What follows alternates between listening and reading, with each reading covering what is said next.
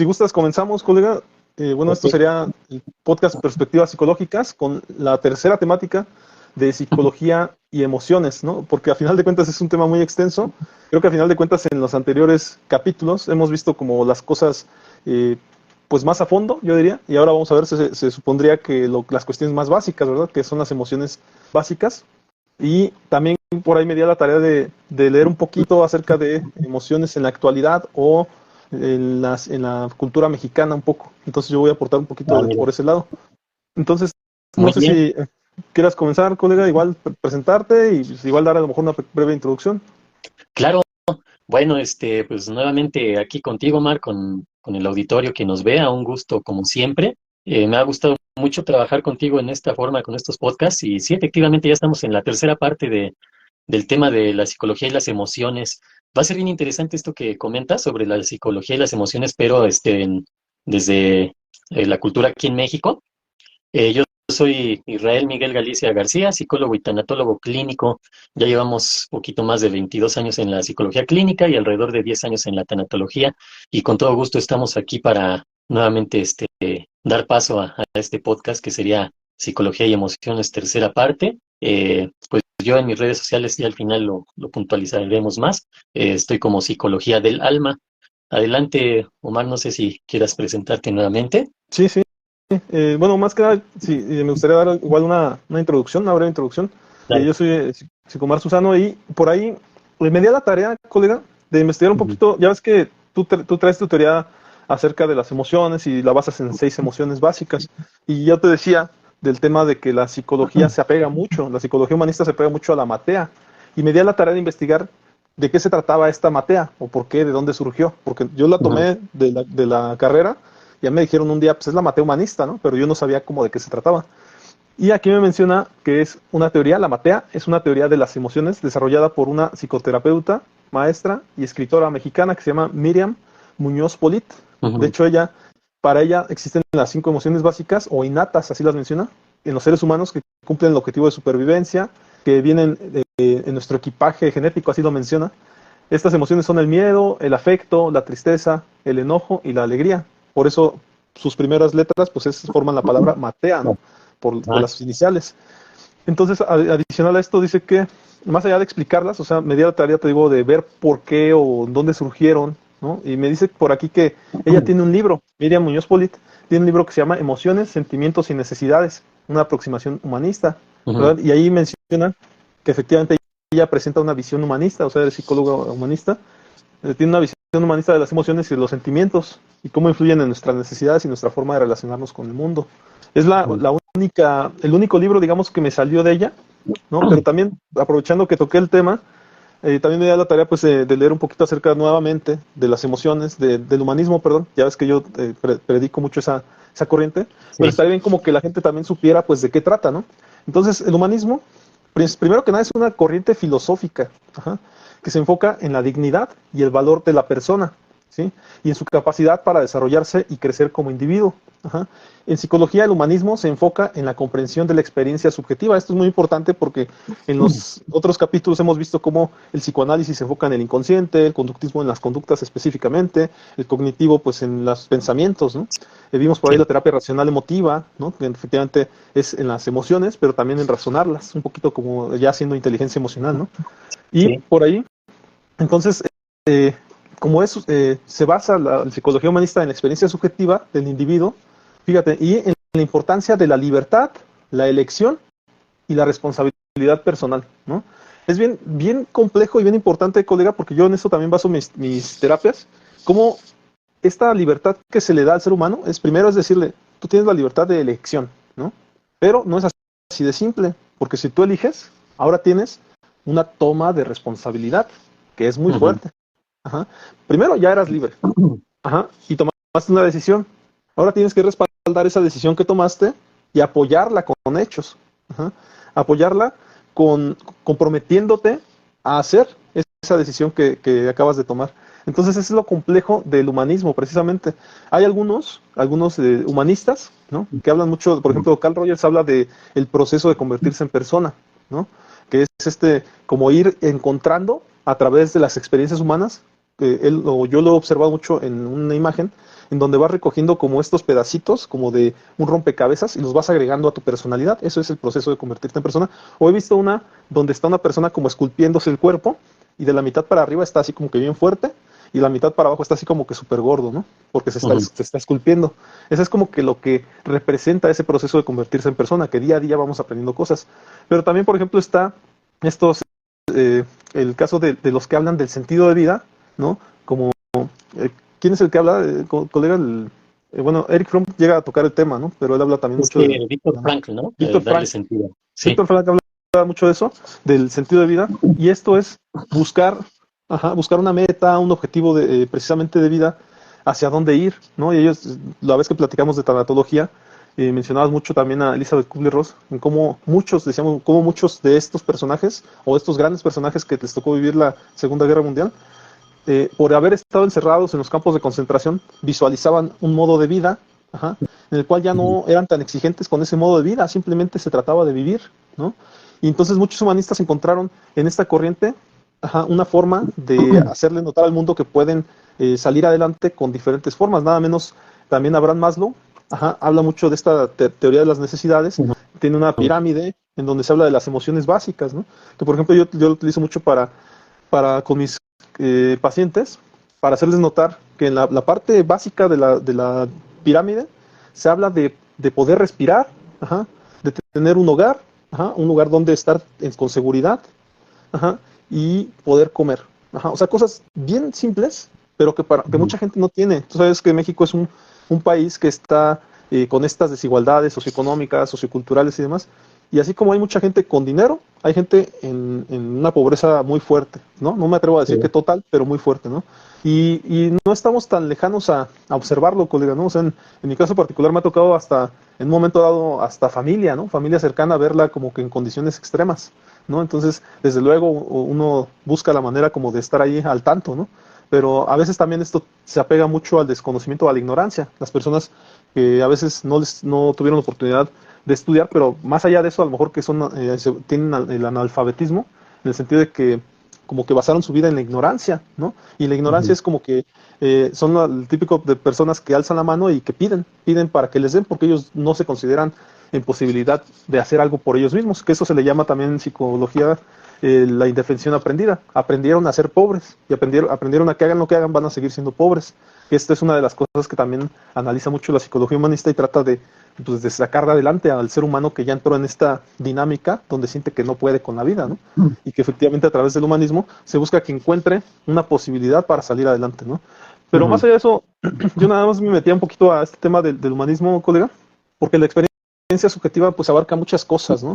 El tema de que hoy en día sería muy analizable el tema de las personas no binarias, por ejemplo, ¿no? O las personas que dicen considerarse que son, la otra vez hasta me dio risa porque estaba viendo con mi novia una película en donde un hijo de familia le dice a sus papás que él era trans, ¿no? Y pues todos imaginaban que era transgénero, ¿no? Y dice, no, soy transdigital, ¿no? Transdigital se refería a que él quería ser parte del Internet, o sea, es decir, quería ya conectarse con el Internet para toda la vida. Y este tipo de cosas o de modas empiezan a ocurrir ya en el presente. La sociedad está cambiando tanto que hoy en día el tratar de entender la experiencia subjetiva pues nos da para eso. La psicología humanista está más viva que nunca por eso, porque es capaz de entender o de meterse a investigar este tipo de cosas que están ocurriendo. Y ya nada más para cerrar este tema del humanismo como tal, te quiero hacer notar también que el hecho de que el humanismo también trabaja con esta libertad que te decía, la libertad de elección y de responsabilidad personal, que al final de cuentas, por ahí un lema del humanismo es no basta con darse cuenta, ¿no? Porque muchas personas o muchos colegas dicen que ya elaborando el insight o el darse cuenta, que ya cumplimos nosotros como psicólogos. No. Ahora hay que hacerle notar a la persona que ahora empieza el trabajo, y el trabajo comienza con ver qué va a hacer a partir de haberse dado cuenta, ¿no? Y este tema parece también interesante para la temática que tenemos el día de hoy de las emociones, porque al final de cuentas una persona que estuviera en tristeza, ¿no? Y que de repente se diera cuenta de que ha estado en tristeza durante un gran tiempo, pues definitivamente me parece que tendría que trabajar en eso. Pero el trabajo en terapia es hacerle notar eso, pero también ayudarle a encontrar a lo mejor redes de apoyo, ¿no? O en su defecto también acciones, actividades a realizar para que salga de esa tristeza, ¿no? Pero a final de cuentas también, y me gusta mucho hacer notar esto, tú sabes que en terapia las personas que van a terapia tienen que tener una cierta disposición, ¿no? Una disposición a la terapia. Y si esta disposición no está, pues es muy difícil que nosotros hagamos lo que hagamos, le podamos apoyar a la persona, ¿no? Y a mí me han tocado casos muy extremos y muy específicos, colega, en donde las personas tienen una resistencia bárbara, ¿no? ¿Por qué? Porque los trajeron a fuerzas, porque no les dijeron a dónde venían. Ajá. Y yo lo que procuro hacer cuando me dicen eso es, ¿qué te parece si está bien? Estoy de acuerdo que te sientes engañado, ajá, es que tal vez no es el lugar que pensabas que al que iban a ir, a lo mejor esperabas un centro comercial o otro lugar, pero ¿qué te parece si nos la pasamos bien en esta hora, ¿no? En esta hora que vamos a estar aquí, y ya después tú decides si regresas o no, ¿no? Y trato de empezar a entablar una plática, ¿no? Formal, bueno, una plática informal, perdón, que nos lleve como que a ciertas temáticas. Y también ya para cerrar, colega, esta parte mía, ¿no? Que me extendí un poquito, perdón. Me da mucho gusto, me da mucho gusto también el rol que realiza el psicólogo en general. Y voy a poner un ejemplo de este rol, en donde en una película de Hitler mencionan mucho que un psicólogo estuvo en su última etapa, pero no fue de Hitler, fue de este cuate de Saddam Hussein. De Saddam Hussein, ¿te acuerdas? El que estuvo por ahí Sí, sí, sí. en, Que en Irak, ¿verdad? según que tenía bombas químicas y no sé qué, y jamás las encontraron, ¿no? Sí, y según dicen esto, que él tenía efectivamente un secreto muy fuerte y que podía dañar a la humanidad y demás. Y entonces le pusieron un psicólogo en su última etapa de vida, en donde, según esto, el psicólogo pues, dice que el Saddam Hussein no hablaba con él, no hablaba, nunca habló con él, y que ya en su lecho de muerte, cuando estaba encerrado, eh, pues como que le dijo las últimas palabras y le dijo, oye, me llama la atención cómo siempre has estado ahí a pesar de que yo no te haya dicho ninguna palabra. Y le dijo el psicólogo, sí, pues para eso me pusieron aquí, para acompañarte en este proceso. Y dicen que en ese último proceso Saddam le comentó algunas cosas, ¿no? O sea, algunas cosas emocionales. Y agradeciéndole por haberlo acompañado, a pesar de que no le hayan dicho los dichosos secretos que guardaba. Y al final de cuentas terminó como confesándose, ¿no? Como haciendo una especie de confesión, pero no de las cosas que quería saber el mundo, ¿no? Sino confesándose de los crímenes que había hecho, de algunos crímenes, para librarse antes de su muerte. Entonces, en ese aspecto parece como que el rol del psicólogo en ese aspecto, pues la verdad es que tomó un rol muy importante, ¿no? El hecho de que esta persona al final confiara en una persona, ¿no? En otra persona que era un psicólogo. Colega, no sé si quieras entrar tú con alguna temática adicional a esto. Sí, claro. Bueno, mira, más bien me gustaría comentar un poquito acerca de esto que tú mencionas, de la matea. Sí, sí la he escuchado. Se me hace muy interesante, nada más que en algunos puntos yo no, se me hace complicado aceptarla en el sentido, por ejemplo, del afecto, ajá, porque el afecto yo lo concibo de otra manera más extensa, como se me hace como un sentimiento más que una emoción, sí, el afecto. Entonces, que es cierto que puede ser de poco duradero, pero al final de cuentas, un sentimiento también pudiera hacerlo, ¿no? Aunque no necesariamente esto lo convierte en una emoción, que son más breves, más intensas, ¿no? Bueno, con respecto a eso, ahora, si yo quitara el afecto, quedarían cuatro emociones básicas y esas son a las que yo le añado la repulsión, que sí es considerada una emoción desde el aspecto de vista neurológico, o para meter ya de lleno la parte psicológica, neuropsicológico, y la sorpresa, que también es una emoción en ese sentido, ¿no? Si nos vamos a la parte neuropsicológica, pues las reacciones químicas, que se dan en el cerebro, pues son muy similares en cuanto a funciones, en cuanto a desempeñar ciertas reacciones en el cerebro, no así en el resultado, ¿no? La sorpresa con la alegría, el miedo, etcétera, son muy diferentes. Esto con respecto a la matea, ajá. Pero la parte de cómo lo maneja, de cómo maneja las emociones, el miedo, la tristeza, el enojo, la alegría, se me hace bien interesante porque también tiene mucho que ver con la postura que yo asumido en cuanto trabajo emociones, ¿no? Que en mi caso, como te decía, las 6 emociones básicas. Con respecto a lo mencionabas de Maslow, es bien interesante porque normalmente nosotros en psicoterapia manejamos también, eh, pues obviamente si es posible la eliminación de malos hábitos o de hábitos dañinos para incorporar buenos hábitos, ¿no? Y dentro de los buenos hábitos normalmente están pues prácticamente las necesidades básicas de Maslow, ¿no? Que sería la alimentación, pero en este caso sería una correcta alimentación. Uno no es nutriólogo como para decirle, mire, haga esta dieta, para nada, pero sin embargo sí podemos hacer conciencia en el sentido de que esta persona necesita alimentarse adecuadamente, nutrirse, ¿sí? Introducimos también la parte del ejercicio, del descanso, del tomar agua, del dedicarse a una actividad que sea funcional, que sea, que le ayude a la persona en el sentido de que se sienta, pues más que nada funcional, ¿no? Que en este caso normalmente suele ser el trabajo o en los estudiantes, pues obviamente el estudio y así, ¿no? Pero también esta parte de las actividades de ocio o recreativas, que también de repente se suelen olvidar mucho y todo esto lo llevamos en base a las emociones que va generando la persona. Ya con esta parte, cuando mencionas lo del sentido de darle sentido a la vida, importantísimo porque también en el proceso psicoterapéutico es importante que el paciente se ponga objetivos, se ponga metas. Y esos objetivos, esas metas, pues le van a dar un sentido a su vida.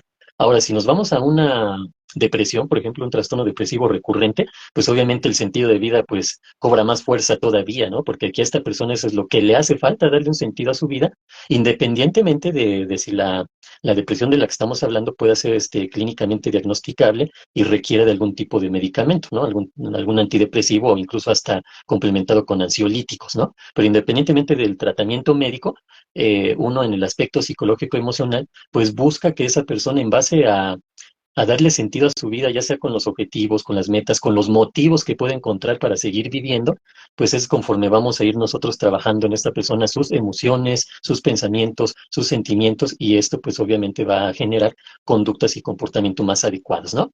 Sería en relación a esto que mencionas, Omar, aquí igual y ya entrando de lleno a lo que son las emociones y cómo las trabajamos en el consultorio, ahorita mencionabas algunas situaciones de pacientes que te ha tocado trabajar, pues sí, ahora sí que no estamos exentos, ¿no? De elegir pacientes. Bueno, hay quien lo hace, pero pues bueno, es su forma de trabajar, ¿no? Pero de repente, por ejemplo, nosotros que trabajamos en DIF, nos llega de todo, ¿sí? No, no es así como, a ver, espérenme, yo nada más con puros niños, ¿no? No, yo nada más con puros adolescentes, o a mí ni niños ni adolescentes, yo con adultos, ¿no?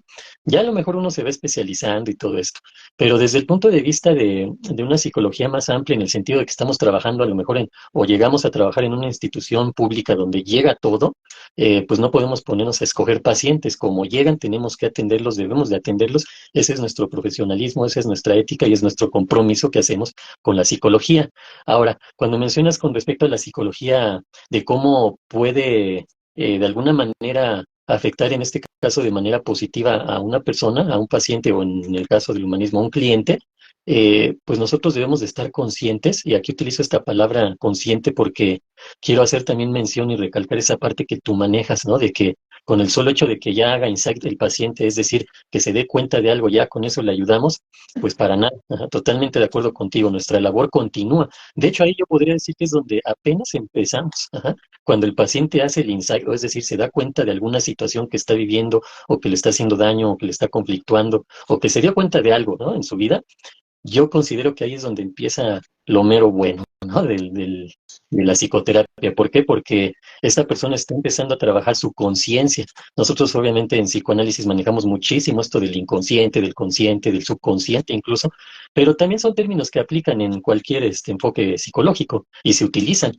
Entonces, cuando una persona llega a ser conciencia, es donde empezamos a trabajar, pero hay que entender el concepto de conciencia como una persona que se da cuenta de algo, lo está interpretando, lo está entendiendo, lo está asimilando y lo está afrontando. Es decir, está actuando en base a eso que se acaba de dar cuenta o de eso de lo que está haciendo conciencia.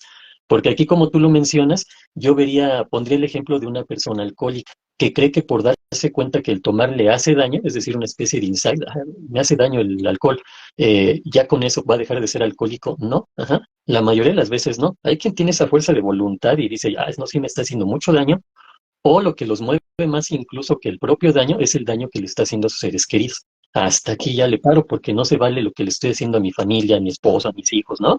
Entonces, hacen una conciencia, pero porque están trabajando en eso que se han dado cuenta. Entonces, esta sería la gran diferencia, ¿no? De nada más me doy cuenta y ya, o me doy cuenta y empiezo a actuar en base a una mejora en ese sentido, ¿no? A una mejor calidad de vida, buscar incluso hasta una plenitud en ese sentido. Por eso me gusta poner el ejemplo de una persona alcohólica, porque son los que se dan cuenta de que toman y eso les dice, no, yo sé, soy consciente, e incluso menciona, ¿no? Soy consciente de que me hace daño tomar, de alcoholizarme, pero no son conscientes, en realidad nada más se están dando cuenta. Claro. La conciencia va más allá, ¿no? Es actuar en base a esa situación que te está haciendo daño, afrontarla y superarla, ¿no? Eso sería total conciencia. Pues hasta aquí esta participación en lo que tú comentas, Omar, Sí, sí. adelante. Claro, y que ahí nada más agregaría que a veces ellos mismos mencionan, ¿no? Como una excusa, diciendo, pues no he matado a nadie, no he robado a nadie, ¿no? Sí, Como ¿verdad? exculpándose, ajá, de que a final de cuentas no están haciendo un mal mayor, ¿no? Y como no están haciendo un mal mayor, entonces pues terminan siendo buenos según su creencia, ¿no? Oye, yo Sí, tengo una duda, colega, que igual la voy a poner sobre la mesa, ¿no? sí, Yo ¿verdad? sé que vamos a hablar de las emociones básicas y igual a lo mejor ahorita vamos a dar ese espacio, pero en lo que hemos hablado efectivamente de las emociones como tal, pero yo sé que a lo mejor, pues como tú no eres tan conductista a lo mejor, y yo tampoco, y cosas así, ¿no? Y a lo mejor es nuestro enemigo en común para el humanismo y para el psicoanálisis, Bueno, ellos pero nos ven, ¿no? Ellos nos ven como, bueno, no, nosotros no. ok, pero por ejemplo yo entiendo que tú no te bases mucho en, pues, en un DCM, ¿no? Por ejemplo. Y sin embargo, también están ahí muy presentes estos trastornos emocionales, ¿no? Que entre Sí, ellos incluyen por ahí los trastornos del estado de ánimo, los sí, trastornos de ansiedad, los los trastornos de conducta, los trastornos trastornos de afectivos, personalidad, los trastornos psicóticos, ¿no? Entonces, al punto que iba es que estos, por ejemplo, en los trastornos del estado de ánimo, que a lo mejor traemos los afectivos, a lo mejor es la parte en que más entraría dentro de esta dinámica que hemos nosotros empezado a trabajar, porque ahí lo que estoy observando que entran, por ejemplo, la depresión mayor, la sí, distimia, el trastorno bipolar, ¿no? Pero, por ejemplo, en la cuestión de los trastornos de ansiedad, entra el trastorno de ansiedad generalizada, ujú, trastorno por estrés postraumático, que también pudiera ser, el trastorno obsesivo compulsivo, las fobias, el trastorno de pánico, ¿ah? Que están sí, involucrados, posiblemente sí están involucrados partes emocionales, ¿no? En un obsesivo compulsivo, pues definitivamente el humanismo lo vería por el lado emocional, o en su defecto en alguien con obesidad, ¿no? O algo así también ujú, se vería desde el estado de ánimo, desde luego. Los trastornos de conducta se habla de, por ejemplo, del trastorno de oposición desafiante, o el trastorno ujú, de la conducta, o el trastorno por déficit de atención e hiperactividad. Y muchas veces también se habla de la falta de atención de los papás, por ejemplo, ¿no? Y efectivamente va por el lado también de la emoción. Creo que en donde medianamente creo que no entraría mucho el lado de las emociones, podría ser en los trastornos de personalidad, que habla mucho bueno, tal vez en el narcisista, el trastorno narcisista de la personalidad, probablemente, ¿verdad? En el ujú, trastorno antisocial, pues también pudiera ser. En el trastorno esquizotípico de la personalidad y el trastorno límite de la personalidad. Ahí eso lo dejo ahí como sobre la mesa, ¿verdad? claro, Y en el que sí definitivamente creo que no entraría pues mucho la parte de las emociones, pues sería en los trastornos psicóticos, que podría ser las alucinaciones, los delirios, la desorganización o catatonia, ¿no? O en su defecto la esquizofrenia. Creo que esos ujú, serían como que ya, por eso van esos más a la psicología clínica, pero de hospitalización, ¿no? Ya no tanto de que se maneje en terapia, ¿no? ujú. Entonces, lo que yo trataba, iba a querer o quería poner sobre la mesa, colega, es eh, cómo abarcaríamos nosotros desde nuestras posturas, o sea, en este aspecto humanista o psicoanálisis, cómo abarcaría, o es más, hasta la tanatología, ¿no? Cómo Sí, en un momento dado atender a este tipo de otras conductas o otras cuestiones desde el lado emocional probablemente, o definitivamente crees que sí ya sería una labor más bien en conjunto con psiquiatras o en su defecto a lo mejor con la psicología cognitivo-conductual o conductual directamente, porque a mí me ha pasado también que me han llamado por teléfono buscando conductual, ajá, ujú, psicólogo conductual directamente, ¿no? Y yo efectivamente cuando llaman, pues es como que, ok, o sea, supongo que a ellos les dijeron que tenía que ser conductual, ¿no? sí, Entonces, normalmente ajá, en ese aspecto me es llama eso. mucho la atención. Porque las instituciones son las organizaciones como, no sé, bueno, a mí me han llamado del OXXO, o sea, de la franquicia completamente, buscando psicólogos conductuales. Entonces, las organizaciones en general como que se apegan a buscar ese tipo de corriente, ¿no? Ujú. No sé, colega, ¿cómo ves? ¿A qué Bueno, crees que se deba, no? Ujú. sí, mira, qué interesante que saques este tema porque precisamente es todo lo que nosotros trabajamos, ¿no? Te comparto primero la parte de mi experiencia. Eh, Cuando yo cursé lo que es la especialidad en tanatología, fue desde un punto de vista cognitivo-conductual, ¿sí? No tanto humanista. Ya cuando yo pude desarrollar diplomados e impartirlos, me basé en el humanismo porque la institución para la cual yo iba a trabajar en ese momento para impartir los diplomados de tanatología y duelo, me pidió que manejara el enfoque humanista preferentemente. Obviamente uno pues tiene conocimientos generales. Afortunadamente yo ya había estudiado sobre el humanismo porque me gusta mucho ese enfoque. Pero bueno, el asunto es que todo lo que he podido lograr trabajar en mi experiencia me ha llevado principalmente a enfocarme en el psicoanálisis, pero también manejo la psicología cognitivo-conductual y humanista. Ajá, entonces, eso me facilitó. Ahora, sí, esta parte que mencionas es interesante porque tanto trastornos mentales como trastornos de personalidad, yo los considero, por ejemplo, cuando imparto el diplomado de tanatología. ¿Por qué? Porque en tanatología como en psicología, mi base principal de trabajo son las emociones. Obviamente, casi a la par o a la par incluso de lo que son sentimientos, conductas, etcétera, pero normalmente son emociones y pensamientos, son lo que son mis bases, ¿no? Y pues yo considero que de cualquier psicoterapia, ¿no? O psicoterapeuta, pues son bases de trabajar lo que son pensamientos, emociones. Ahora, cuando nos vamos a los trastornos mentales, desde el punto de vista a lo mejor más clínico, es decir, desde el diagnóstico, a lo mejor si incluso nos vamos al DSM-5, yo normalmente sí lo manejo, de repente como que pareciera que no, pero yo en lo particular sí me enfoco tanto en el CIE como en el DSM, entonces sí me gusta no apegarme y regirme por ellos, pero sí me gusta siempre tenerlos como una base fundamental.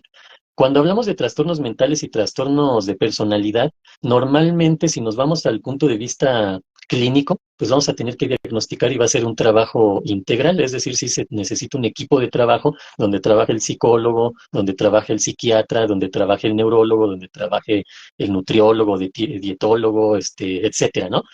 Muchas situaciones, o incluso terapia ocupacional, algo muy integral. Sin embargo, cuando nosotros hablamos de emociones, yo no descartaría ni un solo trastorno, ni mental, ni de personalidad, porque al final de cuentas siempre terminan afectando las emociones, o incluso las emociones cuando se empieza, a la inversa, las emociones cuando se empiezan a alterar demasiado y se mantienen por mucho tiempo y cada vez van subiendo en intensidad, nos llevan a trastornos mentales o a trastornos de personalidad, entendiendo que hay también un enfoque ahí que parte de que algunos trastornos mentales o de personalidad pueden tener su origen genético o hereditario. Ajá. Entonces ahí uno diría ahí cómo está el asunto de las emociones, más bien es ya una situación neurológica con la que nacemos y vamos desarrollando, pero obviamente es un detonante el factor emocional y el factor social, ¿sí? Porque también está comprobado que, por ejemplo, la esquizofrenia, uno diría, bueno, si ya es hereditario, pues el paciente está destinado a desarrollar esquizofrenia y ni modo, ajá, pero no, en realidad está comprobado que cuando los factores sociales y ambientales son óptimos, la persona que ya genéticamente podría desarrollar la esquizofrenia, no la desarrolla, o por lo menos muchos de sus rasgos no los desarrolla, ¿no? Entonces, si nosotros lo hablamos desde la perspectiva, ahora sí que como haciendo énfasis en tus podcasts y en lo que tú manejas, perspectivas psicológicas, cualquier trastorno nos va a llevar a un punto emocional, ya sea de principio o a mediados del tratamiento a final, ¿no? Pero normalmente desde un principio detectamos. ¿Por qué? Porque esta persona, aparte que no es una persona aislada del mundo, hay gente que está con ella, a esas personas emocionalmente les va a afectar.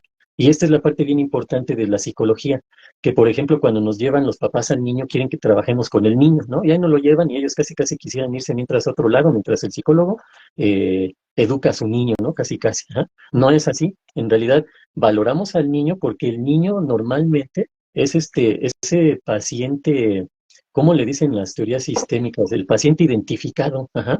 ¿Cuál es el paciente identificado? El que nos demuestra la dinámica y las situaciones de conflicto que hay en la familia. Entonces, al niño lo valoramos para saber qué sucede con el niño, obviamente, pero también para saber qué sucede con la familia, con la dinámica familiar, con cada integrante. Ajá. Entonces, por eso es bien interesante esta parte del paciente identificado, porque a partir del paciente identificado, que es decir, el que todos los integrantes, es que este es el que está generando la problemática o es el que tiene el problema o el que está en conflicto, ¿no? A partir del paciente identificado, nosotros identificamos todo lo que está sucediendo en esa familia, ¿no? Entonces, partiendo de eso, vemos que una persona cuando sufre algún tipo de trastorno, el que sea, eh, emocionalmente se va a afectar o ya está afectada y también se va a generar que otras personas que están en torno a este paciente o a esta persona identificada también desarrollen problemáticas emocionales. Ajá. Entonces, tarde o temprano terminamos en el factor emocional y yo creo que una muestra de esto son estos programas, ¿no? O estos podcasts que ya llevamos el tercero y aún así nos va a quedar mucha materia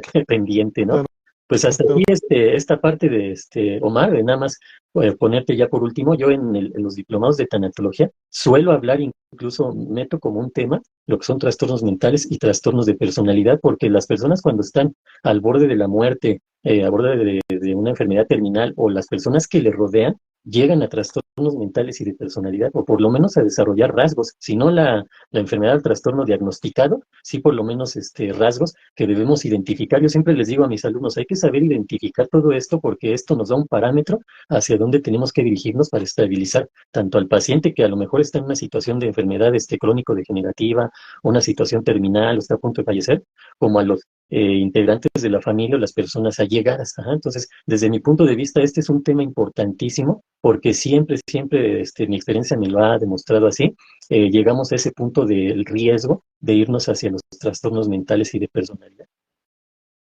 Claro. Y quería también hacerte notar algo que me ha llamado la atención ahorita que nos hemos metido al tema de las emociones.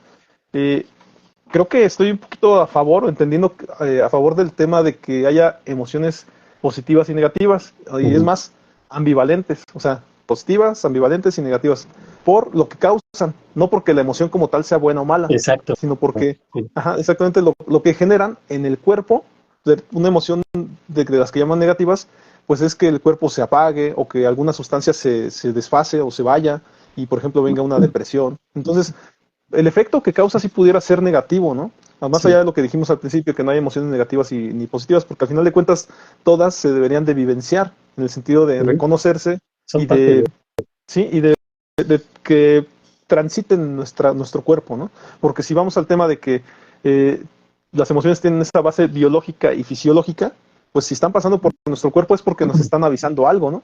Entonces, por eso es que tendríamos que hacerles caso, ¿no? Y ahí, Sí. si tú me lo permites, igual doy pie a lo mejor a que nos metemos al tema específico de emociones, de las emociones básicas, si quieres, para que tú también tomes esa parte, colega. Claro, nada más como aquí añadir un poquito en esto de las emociones que algunos autores lo manejan como positivas y negativas. Incluso yo comparto totalmente contigo esta situación, ¿no? Que sabemos a qué se refieren, ¿no? Ya si alguien lo maneja así tal cual, como hay emociones positivas y emociones negativas, yo sí consideraría que está en un error, ¿no? ¿Por qué? Porque incluso una de las emociones, entre comillas, positivas como la alegría, o en este caso de Matea, de la parte esta de Matea, el afecto, si se llevan a un extremo, terminarían siendo negativas. Ajá. O el miedo, si nos ayuda a alejarnos de algo, una emoción negativa, terminaría siendo positiva. Entonces, por eso es tan difícil desde mi punto de vista poder ponerlas así. Por eso comparto contigo totalmente esa situación de que sabemos, ¿no? Que más bien es lo que provocan esas emociones si se mantienen, ajá, por algún tiempo considerable, porque si nada más se presentan, pues se presentan en el momento en que nos van a ayudar a reaccionar y adaptarnos a la situación de ese momento. Lo peligroso está que las mantengamos, ¿no? Por ejemplo, el miedo, que andemos con situaciones o ideas irracionales y ahí andemos con temores que no deberíamos de tener. Adelante, Omar. Sí, pues más que nada yo quería darle esta introducción a la parte tuya de decir las emociones básicas, pero si gustas, si me lo permites, te digo a lo mejor Adelante. la parte que investigué acerca de Díaz Guerrero, es un investigador mexicano, y ahí viene un poquito la investigación que hice, en donde él habla efectivamente de las emociones y del comportamiento humano, en donde habla de que la cultura y el contexto afectan también. Sí. Nada menos, él menciona o las deriva las emociones en tres partes, ¿no? Las emociones primarias, que menciona efectivamente que son aquellas que tienen una base biológica y fisiológica, y menciona que son emociones más básicas y universales, nada más que él, por ejemplo, menciona el miedo, la ira, la tristeza, la alegría y el amor, ¿no? Estas menciona que se ocurren de forma espontánea y natural y que tienen una función adaptativa y de supervivencia. Las emociones secundarias menciona que derivan de las primarias y tienen una base psicológica y cognitiva, ¿sí? Ujú. Estas emociones se aprenden y se modifican a través de la experiencia, la educación y la socialización. Estas son más complejas, variadas y dependen de la interpretación y la valoración que se hace de las situaciones. Y pone algunos ejemplos como son la culpa, la vergüenza, el orgullo, la envidia y la gratitud, ¿no? Y lo que me llamó la atención es las terciarias, ¿no? Las terciarias dice que son derivadas, ¿no? O se originan en las emociones secundarias y tienen una Ujú. base sociocultural y ecológica. De hecho, en algunos casos le mencionan como emociones ecológicas. Y dice que se construyen, ajá, y se regulan de acuerdo con las normas y valores y las creencias de cada cultura, la historia, la diversidad de los pueblos. Eh, Mencionan que algunos de estos ejemplos de las terciarias son la nostalgia, la melancolía, el resentimiento y el humor. Y aquí es donde me di a la tarea de entender un poquito la cultura. Bueno, la verdad es que ya había hecho hace tiempo una investigación acerca de cómo son los rituales, no solo en México, ¿no? En los diferentes pueblos, por ejemplo, de Michoacán, que viven el duelo muy similar, diciendo que son municipios distantes y distintos, y en las épocas de Día de Muertos nada menos, los rituales son muy similares, ¿no? Para despedir a su muerto. Pero me di a la tarea en alguna ocasión de leer cómo ocurren los rituales o de duelo, ajá, o de, sí, de despedida en diferentes países, ¿no? O sea, y nada menos veía que, por ejemplo, los alemanes son más fríos en ese aspecto. Literalmente dicen adiós y ese ya es su ritual, ¿no? Y entonces, y hablan de los finlandeses y demás, también con esta parte más fría, ¿no? En Latinoamérica en general se tiene esta forma un poquito más ¿cómo se no se le diga calurosa? Ajá, de cálida de, de tener esta despedida también con respecto a la familia, ¿no? O sea, la familia en realidad es la que se está despidiendo de su muerto, ¿no? Y esto me llamó la atención, te repito, porque a final de cuentas eh, vi algunas características de cómo el hecho de la simpatía, la cortesía, la hospitalidad, la generosidad, la solidaridad, la lealtad, la dignidad, ¿no? La honra, hasta el machismo, terminan siendo representaciones de emociones, pero en diferentes estratos sociales, culturales, ¿no? O sea, nada menos hasta, no lo tuve así, no lo quise como conservar, pero nada más le di una pasada, ¿sí? Y decían cómo hasta la política podía ser un espacio en el cual tú puedas desarrollar ciertas emociones, ¿no? Ciertas emociones de ejercer el poder, ¿no? O de ser votado y aceptado por una población, ¿no? A lo mejor ahí hablaríamos un poquito del gregarismo humanista, ¿no? O sea, el gregarismo de ser aceptado por una sociedad, ¿no? Y esto en la autoestima pues te levantaría el ánimo mucho, por supuesto, ¿no? Pero me llamó mucho la atención esa parte, cómo en los diferentes estratos socioeconómicos iban mencionando, como de quien dice, las emociones en la mexicanidad, ¿no? Y esa fue la parte que me dio la tarea como de observar. Y a final de cuentas, sí entiendo, por ejemplo, que la lista que dije la vez pasada, yo creo que se refería un poquito más a esto. Nada más que tenía por ahí un trasfondo donde ya le estaban dando un enfoque más hacia ciertas actitudes sociales y culturales, ¿no? No sé qué opinas de esto, colega, de esto que te menciono. Sí, mira, se me hace muy similar a esta rueda o círculo de Plutnik. ¿Te acuerdas que lo comentábamos en el podcast anterior donde él va hablando también de emociones compuestas, ¿no? De emociones más complejas, pero que su base, al final de cuentas, son las emociones básicas. Es importante lograr entender esto porque cuando lo trabajamos en psicoterapia, normalmente yo empiezo con las emociones básicas que, entre comillas, vamos a poner, son más fáciles de identificar, más simples de entender para que el paciente pueda asimilarlas en sí, y a partir de ahí nos empezamos a ir hacia todo esto que mencionas, ¿no? A situaciones más complejas, ¿no? En este caso, emociones compuestas. Ahora, con respecto a lo que mencionas de la cultura, yo lo manejo mucho desde el punto de vista tanatológico. Cuando hablamos de tanatología, pues también tendemos a inclinarnos a la cultura que hay, por ejemplo, aquí en México.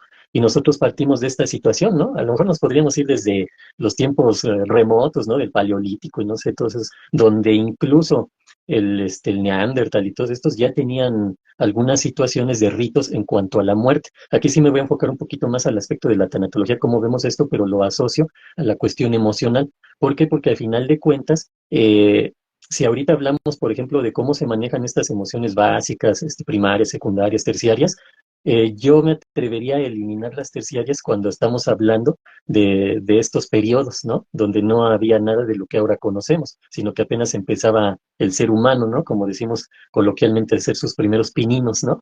Ahí no podríamos hablar de emociones terciarias y de varias de las emociones secundarias. Sin embargo, las emociones primarias o las emociones básicas siempre han estado ahí. Ajá. Entonces, partiendo de eso, podríamos ver cómo las creencias, las actitudes ante, en este caso, ante la muerte, nos van dando una perspectiva y nos van dando un enfoque y una base para ver cómo se han movido las emociones en el ser humano en el transcurso de su historia.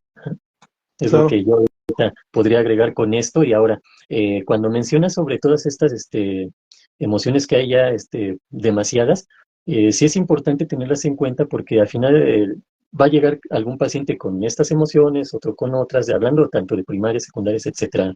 De la lista que mencionaste, yo creo que sí también parte de todo esto, pero sí en la lista esta que estaba la otra vez ahí, sí, yo sí chequé algunas cosas que tienen que ver más con la parte cognitiva, con la parte de los valores, etcétera, ¿no? Que quizás, a lo mejor desde la perspectiva que yo manejo, ya no los englobaría en emociones compuestas, sino ya estaría hablando yo de otros conceptos o de otros términos, que es con lo que me choca un poquito precisamente el Matea, ¿no? La parte afectiva yo la veo desde otro punto de vista, no como una emoción, mucho menos como una emoción básica, ¿no? Pero ahora sí que este mundo es muy, muy diverso y todos tenemos puntos de vista, todos tenemos una forma de entender la vida, la realidad, y pues parte mucho de la experiencia que cada uno va obteniendo, ¿no? Claro, colega, a mí me gustaría, si me lo permites, Adelante. a lo mejor que nos apoyaras más bien con la definición de las emociones básicas, ¿no? Para la gente que a lo mejor no las conozca, que a Ujú, lo mejor nos dieras esa, no sé si breve o extensa como gustes, como definición de estas seis emociones que nos mencionas, para que igual la gente los tenga como que ahí, ¿no? Y creo yo que a partir de esas emociones, yo te voy a mencionar otra controversia, yo diría, ¿no? Porque a lo mejor hasta sí encaja esto que te voy a mencionar, pero creo que tiene mucho que ver con estas emociones básicas. O sea, me parece que ujú. esto que te voy a mencionar, aparte, definitivamente tendría que ser a partir de una definición breve, qué sé yo, de las emociones básicas. Si gustas, igual te dejo, te cedo el espacio. Ok, bueno, ¿Mm? entonces lo podemos definir así, ¿no? Que las emociones son esos estados que experimentamos a partir de reacciones, esto es la parte, creo yo, en la que debemos de poner atención, de reacciones subjetivas al ambiente. ¿Qué es esto? Cuando nos vamos al aspecto subjetivo es que cada persona va a reaccionar distinto de acuerdo a sus vivencias, de acuerdo a su experiencia, de acuerdo a lo que ha aprendido, ¿sí? Y estas vienen acompañadas de cambios orgánicos, es decir, también las emociones están a nivel fisiológico y psicológico, incluso generando cambios neurológicos y endocrinos. Esto sería así a grandes rasgos, ¿no? Lo que son las emociones, esos estados que se generan de reacciones o que experimentamos a partir de una situación subjetiva. Y esto lo relaciono a lo mejor un poquito con lo que se maneja en la en la terapia racional emotiva, que parte de los enfoques que utilizó Albert Ellis. Aquí él nos decía que hay una situación y esa situación tiene una interpretación, es decir, normalmente nos enseñan que los seres humanos a una acción hay una reacción, ¿sí? Y así lo llevamos en general a muchas cosas, pero con esta manera de trabajar o este enfoque nosotros vemos que no es así. Una situación no provoca una reacción emocional así de manera directa, sino que a esta situación nosotros le damos una interpretación a esto que está sucediendo y la interpretación en sí es la que genera la reacción emocional, ¿sí? Entonces, así podríamos definir, digamos, a grandes rasgos las emociones y ya para complementar esta parte, ¿cuál sería la función de las emociones? Pues netamente así, muy simple, adaptativa. Las emociones nos ayudan a adaptarnos, ¿no? Nuestro organismo, nuestra mente tiene que reaccionar al medio que le rodea y para eso son las emociones. Y obviamente las emociones, al ser una reacción tan fuerte, tan intensa en nuestro cerebro, generan también o son parte importante de los recuerdos, de la memoria, de la interpretación, de la observación, etcétera, ¿no? De los procesos cognitivos. Sí, estaba, por ejemplo, de una de las cosas que observé o que me dio la tarea de leer, cómo hay ciertas memorias emocionales, ¿no? O sea, Ujú, este asunto de que de hecho hay un método en el cual tú asocias los recuerdos con partes emocionales, ¿no? Y según con ujú. esto, pues, eres más capaz de memorizar, ¿no? Por lo mismo de que lo estás relacionando con una cosa que a ti te pasó.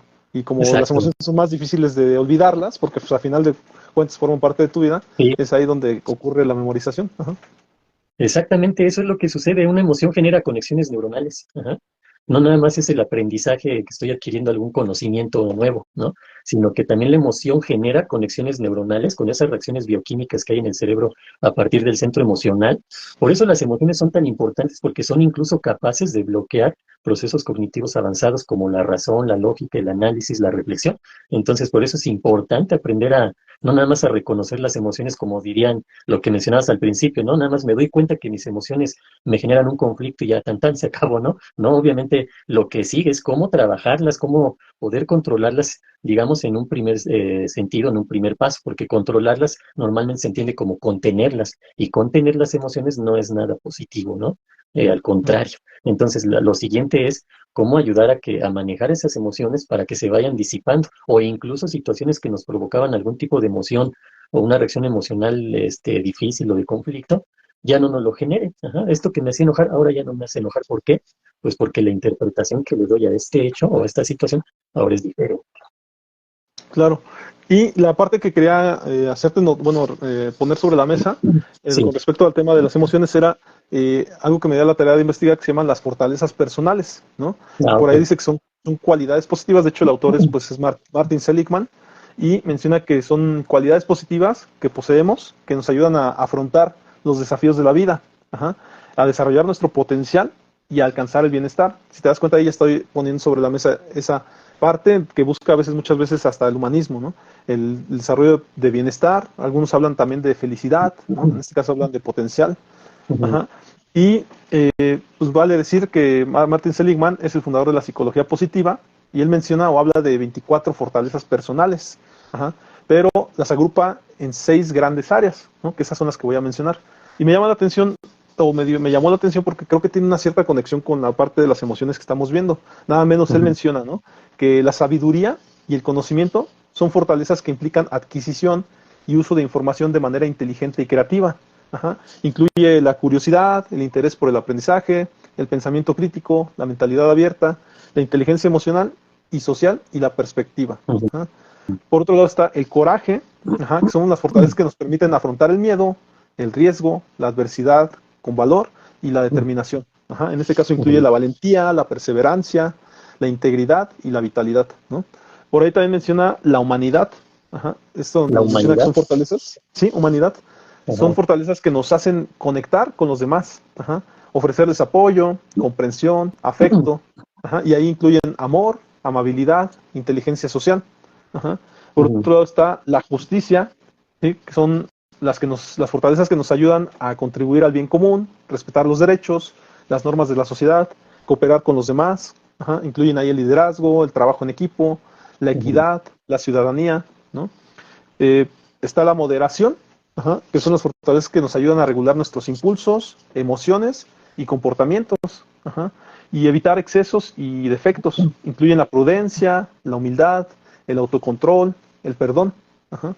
Y por último, dentro de estos 6 grupos está la trascendencia. Son las fortalezas que nos hacen trascender los límites del yo y conectar con algo mayor, ajá, Ujú. con la naturaleza, la espiritualidad, el arte, el sentido de vida. Incluyen la gratitud, la esperanza, el humor, la belleza y la fe. Ajá, si te das cuenta, por ahí definitivamente mencionó muchas emociones involucradas, Sí. pero lo que me llamó la atención es eso, o sea, pareciera que hemos estado hablando de emociones, pero por ejemplo nada menos habla del sentido de vida, ¿no? Y lo menciona en el tema de la trascendencia. Ujú. Entonces, esto me llama mucho la atención cómo las dichosas fortalezas personales, que a lo mejor ciertamente son un poquito más complejas, pero ya es como que la aplicación de las emociones, ¿no? Como tal, porque Sí. ahí en cada una metió una emoción, de hecho, ¿no? En Sí. sentimientos y comportamientos menciona él, ¿no? ¿Cómo ves estas partes, colega? Y bien interesante porque, por ejemplo, las fortalezas en el área de la psicología organizacional, bueno, a lo mejor no necesariamente relacionado a la psicología organizacional, pero sí en las organizaciones, en las empresas, la industria, manejan el FODA, ajá, precisamente, ¿no? ¿Qué es el FODA? Pues como análisis que se le hace a las empresas, cómo funcionan, y FODA son iniciales, principalmente la F, aquí me quiero enfocar en que son fortalezas, ajá. Y así por ejemplo, en el área clínica, en la psicología clínica, lo manejo con los pacientes como desarrollar sus fortalezas, sus cualidades, sus habilidades, sus características positivas en general. Y sí, efectivamente esto, ¿no? Ahora, si nos regresamos a este punto que te mencionaba ahorita de, por ejemplo, en las empresas, FODA, ajá, fortalezas, oportunidades, ¿no? Era lo otro que son las iniciales estas, oportunidades, debilidades y amenazas, ¿no? Que es Sí, lo que sí, de sí. alguna manera trabajamos en la psicología con el paciente, a lo mejor no así tal cual, ¿no? Porque esto se emplea más en el ámbito organizacional, pero me llamó mucho la atención cómo esto de las fortalezas, porque es algo que trabajamos bastante en la psicoterapia, cómo el paciente puede ir desarrollando sus fortalezas, que muchas veces ya las tiene, es ese potencial que ya se tiene ahí, o que incluso ya las han utilizado, pero pues la vida les ha llevado a casi casi a olvidarse de ellas, ¿no? O pensar que no las tienen o que nunca los tuvieron. Cuando uno va haciendo esa historia, la autobiografía, y la vamos analizando, en mi caso desde una perspectiva psicoanalítica, se va viendo cómo esa persona siempre ha tenido fortalezas, ajá, y las ha utilizado en determinados momentos. A lo mejor aquí, ya metiendo el factor emocional, pues sí, obviamente vemos que esta persona a lo largo de su vida, en algunos momentos ha logrado manejar sus emociones, otras veces no, que es cuando ha tenido pues problemáticas, ¿no? Incluso tan fuertes que decide asistir a la atención psicológica o incluso en mi caso tanatológica, ¿no?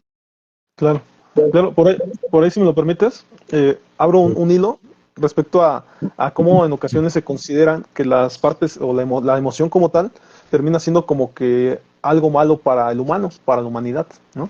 Y nada menos lo comento con una frase que ocurre en una película que se llama Matrix, que a lo mejor por ahí la gente lo ha escuchado, Sí. y en donde están en disputa efectivamente este ser humano, ¿no? Que es el dichoso elegido, el Neo, ¿no? Que compite contra las máquinas o contra un cuate que se supone que es un virus, que es el señor Un Smith, o programa, ¿cómo le llaman? ¿no? Un programa, ¿no? Que es el señor Smith o algo así. Ajá. Que en realidad pues, termina siendo un virus que se replica y se replica en diferentes personas, ¿no?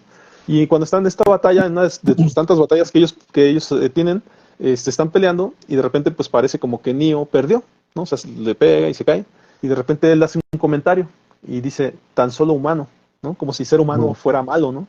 Entonces, Sí, él se refiere efectivamente a eso, o sea, este cuate perdió porque emocionalmente se sintió que tenía que perder, ¿no? Y mencionando que él, como al ser la máquina, pues había ganado porque no tenía emociones, ¿no? ujú. Entonces, te digo, a través de diferentes ejemplos se puede ver cómo en muchos aspectos se piensa que el lado emocional es malo, ¿no? Nada menos también ocurre mucho en las relaciones de pareja, que efectivamente no se puede, dicen algunos clientes, que no se puede hablar con la mujer o con la pareja porque se pone a llorar. Ajá. Entonces, Ujú. mencionando y haciendo notar que entonces llorar fuera malo, ¿no? Como si llorar fuera malo, o que como si en su defecto no se pudiera hablar objetivamente, porque dicen, después vas a empezar, ¿no? Con tus emociones, o vas a empezar a decirme cosas de la memoria histórica y me vas a echar en cara cosas. Entonces, en ese aspecto, ¿cómo ves esa parte, colega, de que se vean las emociones como algo malo? Sí, bueno, obviamente, incluso esta película que mencionas es una trilogía y en la última, bueno, no, ya salió hasta una cuarta, ¿no? Sí, sí, Pero bueno, lo dejamos porque ahí meteríamos Ujú. hasta la Animatrix, ¿no? Que ya son una serie de cosas. Pero yo me quedo en la trilogía, no por descartar a la cuarta, ¿no? Respeto a quien le gusta y todo eso. De hecho, a mí también me gustó, pero me refiero a esto, esa parte que mencionas donde la máquina, dice que pues solo un ser humano como algo muy, de una manera muy despectiva y despreciativa, ¿no? Pero Sí. precisamente se enfoca en las emociones. Pero en la tercera parte resulta que esa es la fortaleza del ser humano, sus emociones, ¿no? Digamos, da un giro y efectivamente yo me quedaría con esta segunda parte, que las emociones efectivamente pueden ser nuestra fortaleza, sin embargo, si no las sabemos manejar, pueden ser nuestra debilidad, ¿sí? O incluso para muchas personas, lamentablemente, pueden ser su autodestrucción, ¿sí? ¿Por qué? Porque las emociones tienen ese poder en uno de o destruirnos o de fortalecernos, ¿no? Ya si nos fortalecemos, pues estaríamos hablando de esas capacidades que tenemos, ¿no? Los seres humanos para afrontar las situaciones y salir adelante, ¿no? Por muy difíciles que sean, por muy grande que sea el problema. Y pues aquí ya estaríamos entrando incluso al tema de la resiliencia. Pero bueno, voy a esto. Las emociones tienen principalmente una función adaptativa y si partimos de que tienen una función adaptativa, entonces influyen en el ser humano para podernos adaptar a la vida, ¿no? A las situaciones que se nos presentan. Entonces, desde mi perspectiva, pues las emociones siempre van a ser positivas, ¿sí? Como tú decías, tal vez el resultado pueda ser negativo, pero siempre y cuando no sepamos manejarlas. Si sabemos manejar nuestras emociones, es decir, si tenemos esa inteligencia emocional, pues prácticamente estamos del otro lado. Y ojalá y esto se pudiera implementar en las escuelas, pero verdaderamente como una materia. Quizás incluso, me atrevo a decir, ajá, igual y me voy a ver muy osado, pero quizá incluso más importante que las matemáticas y el español, que son las materias que dan diario, ¿no? Ahí deberían de estar las emociones, si no arriba, por lo menos a la par. ¿Por qué? Pues porque eso es lo que nos va a ayudar en la vida. Las matemáticas nos van a ayudar definitivamente, el español igual, ¿no? Bueno, aquí en México, ajá, y otras materias, ciencias naturales, biología, química, etcétera, ¿no? Las ciencias sociales, etcétera, etcétera. Pero sí es algo importantísimo que todavía falta mucho en el aspecto del aprendizaje escolar, que se introdujera verdaderamente una materia así tal cual, ajá. A lo mejor no le van a llamar emociones, ¿no? Pero pues, si le llaman así mejor, pero sí sería importante que esto ya se vea como algo relevante de la vida, partiendo de la base que la escuela es digamos, un lugar para ayudarnos a sobresalir o por lo menos a sobrellevar los aspectos de la vida, ¿no? En muchos sentidos. Entonces, yo sí estaría totalmente en contra de las personas que dicen que las emociones son malas, son negativas y casi, casi si no existieran mejor, ¿no? Y también te digo, la vez que comentamos que las emociones no están ahí nada más para darle sabor a la vida y ya, ¿no? Para hacerla un poquito más interesante, no. Tienen una función adaptativa y ahorita que vaya yo hablando de emociones, me voy a enfocar en hablar en cada una de ellas, de las emociones básicas que yo manejo, y ahí a lo mejor queda un poquito más claro esta función adaptativa de cada emoción básica. Claro, y yo nada más a lo mejor agregar, ¿no? El tema de que se abrió aquí, se abrió el tema de la resiliencia Ujú. y a lo mejor para una futura ocasión. Y yo creo que esa sería una muy buena materia. En dado caso, pues a lo mejor las emociones no como tal, sino la resiliencia como tal, porque ahorita que mientras estabas mencionando esto, me puse a pensar cómo Yokoi Kenji, ¿no? El personaje colombiano, habla mucho de cómo los japoneses, ¿no? O en sí los asiáticos, europeos, más los asiáticos, él mencionaba a los japoneses, Ujú. tienen una tendencia hacia el suicidio, ¿no? Y Sí. entonces, ¿por qué? Porque son muy frías, allá las partes emocionales, no se tiene cierta calidez entre ellos, solamente trabajan y duermen, ¿no? Entonces, él creó una fundación, ajá, donde, en contra del suicidio, precisamente, en donde trae a japoneses a Latinoamérica para que efectivamente ellos puedan tener esa calidez humana que hay en Latinoamérica, ¿no? Que se Ujú. vive con la tía, con los parientes, donde dice él, les dejo una semana al japonesito y aunque no se entiendan, al final de cuentas regreso a la semana y el japonesito está bien contento y ya está dispuesto para irse porque ya se recuperó en la autoestima, ¿no? Y entonces yo lo que haría notar es eso, que parece que más que las emociones como tal, porque las emociones pues en realidad son eso, un concepto, ¿no? Pero a Ujú. final de cuentas la resiliencia creo que sí es lo que ejercemos mucho en terapia o les apoyamos como para ir reconociendo cómo pueden darle ese vuelco a ciertas ideas que se han generado, que se han creado y cómo pueden ver el lado bueno de las cosas, ¿no? Yo siempre les hago notar, efectivamente, a las personas que vienen a terapia, hablando de resiliencia, que, que ese tradicional comentario, ¿no? Donde dicen que la caja idiota, mencionándose a la tele, Ujú. les digo, no es la caja idiota, ¿no? Son los idiotas que ven la caja, porque no son capaces de ver ese beneficio que le puede dar la televisión, ¿no? En donde cualquier programa te podría dejar algo bueno, ¿no? Pero a final de cuentas, no sé si todavía lo haya porque ya ni se ve tele, pero en su defecto hace como unos 10 años estaban los haters de la televisión, ¿no? Los críticos de la televisión que se la pasaban diciendo que en la televisión pasaban puras cosas simples y que en realidad todo era en realidad como que ya muy, muy básico en la televisión, cuando en Ujú. realidad eran ellos tratando de sentirse más porque ellos leían libros y los demás veían tele, ¿no? Cuando en En, realidad pues no tenía nada que ver en con que no hubiera algo psicoanálisis bueno. es el mecanismo de defensa patológico intelectualización. Ok, fíjate por ahí ya lo definieron, ¿no? Porque al final de cuentas es eso, o sea, se critica a las masas, ¿no? Pensando que superior por leer libros, y cuando la gente solamente tiene acceso a lo mejor a ver lo que hay en la Ujú. tele pública, ¿no? Y en la tele pública hay cosas muy buenas. Yo le hacía notar a una persona, yo te soy sincero, también por una cuestión de educación en casa y demás cosas, a mí no me dejaban ver La Familia Peluche cuando era chico, ¿no?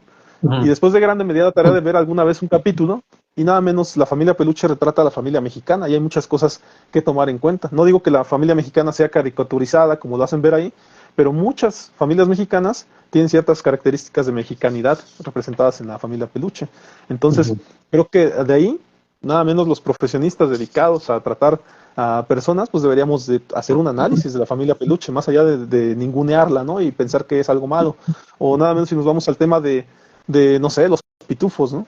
Los pitufos en su época, pues es una comunidad que se ayuda mucho, que cada uno tiene una característica de personalidad muy específica y que cada uno es muy complejo en su individualidad, ¿no? Ujú. Y ahí tenemos al pitufo filósofo, que es el intelectual, y el pitufo bromista, y tenemos al papá pitufo, que es todo un sabio, ¿no?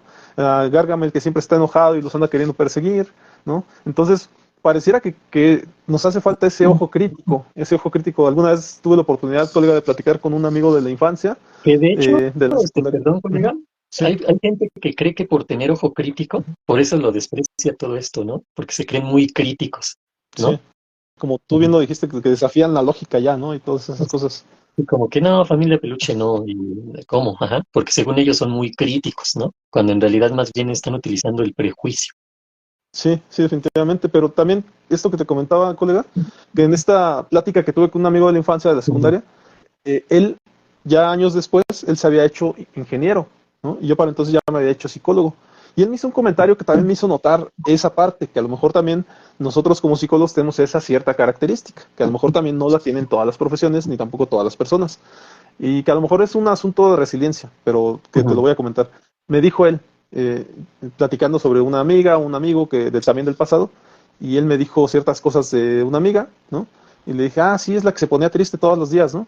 Y él me dijo, no, pues yo no sé de esas cosas, dice, porque tú estudiaste psicología, dice, pero yo de tristezas y esas emociones, yo no sé, dice, tú me dices eso porque ese es tu enfoque, ¿no? Y me llamó mucho la atención eso, ¿no? Porque él como se fue a los números, él era un ingeniero, pues él ya se había declarado un antiemocional o que no Ujú. conocía las emociones, ¿no? No Entonces, son parte de eso, su vida. sí, no son parte de su estudio, de su vida diaria y demás, porque a lo mejor él más bien su vida diaria es medir, cuantificar, etcétera, ¿no? Entonces, eso me dio también otra noción de vida, ¿no? Porque dije, ok, a lo mejor yo que me dedico a la psicología, pues ya hoy en día todo lo observo y para mí todo mi entorno es psicología, ¿no? Entonces, también hay que tomar en cuenta eso, probablemente eso es lo que nos pasa, ¿no? Como dice la dichosa Coca-Cola, come Coca-Cola, nosotros come psicología, ¿no?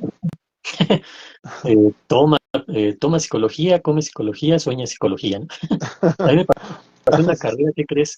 Yo leía mucho, ¿no? Pero cuando terminé la carrera y ya como que me enfoqué también a otras cosas, pues sentí que no había leído nada, ¿no? Porque ahí había gente que decía, ¿ya leíste tal libro de no sé qué autor? Y yo estaba en ceros. ¿Por qué? Porque todo lo que yo había leído tenía que ver con psicología.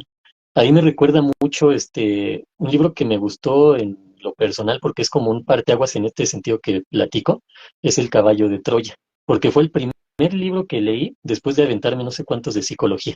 Todo era psicología, ¿no? Para mí en algún momento de la carrera. Y más cuando estás preparando tu tesis, tu examen profesional, todo eso, pues con mayor razón. Ya después de un tiempo, el primer libro que leí que no tenía que ver con psicología fue el de Caballo de Troya. Y me gustó mucho, por cierto, ¿no? Ahí lo recomiendo, Caballo de Troya es un buen libro, pero ahorita me acordé de esto que dices, ajá, porque sí, yo en su momento me pasó, ajá, que yo soñaba, comía y tomaba psicología, ¿no? Y pues sí, aprendes a ver esto. Y también la gente, ¿no? En tu entorno que, estás estudiando psicología, o ya eres psicólogo, ¿qué crees que me pasó esto? Y cuando te querías zafar un poquito de la psicología en tu vida cotidiana, porque estabas en una reunión o en una fiesta, lo que sea, siempre llegaba alguien, ¿no? Que, "Ay, a ver, oye, ¿qué crees que me siento así?", ¿no? Y ya tenía que hacerle una de psicólogo ahí en plena fiesta, ¿no? Claro, Obviamente aprende ¿no? uno a manejar esa parte y saber cómo darle una palmada en la espalda, pero la fiesta sigue, ¿no? O, o te llevas tu capa, ¿no? Para Ajá. hacerla de superhéroe, ¿no? Sí, casi, casi, ¿no? Y, a ver, ya llega a la fiesta a resolver problemas, ¿no? No, pues no, para nada. Sí, pero sí, O- es interesante todo esto que mencionas porque se maneja mucho, por ejemplo, cuando estamos en la carrera, ahorita me acordé, estudiábamos lo que era pensamiento y lenguaje. Cuando estudias esta parte de pensamiento y lenguaje, te tratan de llevar a ese punto, o por lo menos este profesor nos trataba de llevar al punto de cómo nosotros podemos darle una interpretación a la realidad de acuerdo a nuestra experiencia de vida, ¿no? Y para una persona es esto y para otra es totalmente diferente, o nos ponían cuestionamientos como el cómo interpretamos las cosas, cómo las captamos, o hasta el ejemplo de si un árbol está en un bosque y se cae, genera un sonido, y uno diría, pues sí, ¿no? Que uno no esté ahí, pues no significa que no haga un sonido, pero ya nos llevaba al punto de no, genera frecuencias, ¿no? Y uno el sonido le da a uno la interpretación, y esa interpretación, pero uno creía en ese entonces que, bueno, pero pues cualquier ser humano que esté ahí le va a dar la misma interpretación, pero no, tampoco las reacciones son diferentes, alguien se puede espantar, alguien puede ir a ver qué pasó, alguien, se cayó el árbol, pues vamos a aprovechar y hacer madera de ahí, ¿no? Cada quien, ¿no? Reacciona distinto a una misma situación. O lo podemos llevar a cosas tan sencillas como los colores, ¿no? A lo mejor ahí me ponen el color verde, mi color favorito. A alguien más le pone el color verde y, ay, no, ese color no me gusta. Y a otro, pues el color verde le puede dar igual. Y eso es lo interesante de todo esto. Y si lo llevamos al aspecto emocional, pues con mayor razón. Por eso es subjetivo todo esto, ¿no? Claro, y que por ahí también dentro de la dichosa investigación que me dio la tarea de hacer, veía cómo relaciona, ¿no? Precisamente los colores con las emociones. Ujú, Precisamente por eso que mencionas, parece que el ver colores destapa ciertas emociones, ¿no? Y ujú. nada menos ahí hay un montón de bibliografía acerca de eso, no necesariamente psicológica, pero donde se habla de que ciertos colores venden más, ¿no? Nada menos hay Sí, una estadística que dice que estimulan cosas, sí. sí, y dicen que por ejemplo el coche más robado en México son los coches color rojo, ¿no? Porque Ujú. pues, son llamativos, ¿no? Agregan el tema de la adrenalina, de la pasión, y pues yo creo que se van por el rojo por eso, ¿no? Que hay un Sí, tema ahí psicológico que los hace que vayan por la acción, ¿no? sí, o Pero bueno, al final de incluso cuentas, ya ujú, más sofisticado, dicen el rojo porque el rojo es el que se vende más, ¿no?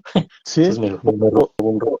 menciona mucho también del tema del color naranja, ¿no? Para que la gente coma más en los restaurantes, Ujú. ¿no? El naranja y Entonces, el amarillo, esos, ¿no? Por ahí son los sí, que te sí, estimulan. El amarillo, creo que el amarillo es así como un amarillo tenue, es como para proporcionarte esa sensación de relajación y te quedes más tiempo, y el naranja al mismo tiempo hace que quieras comer más, ¿no? Algo así. ya, ya.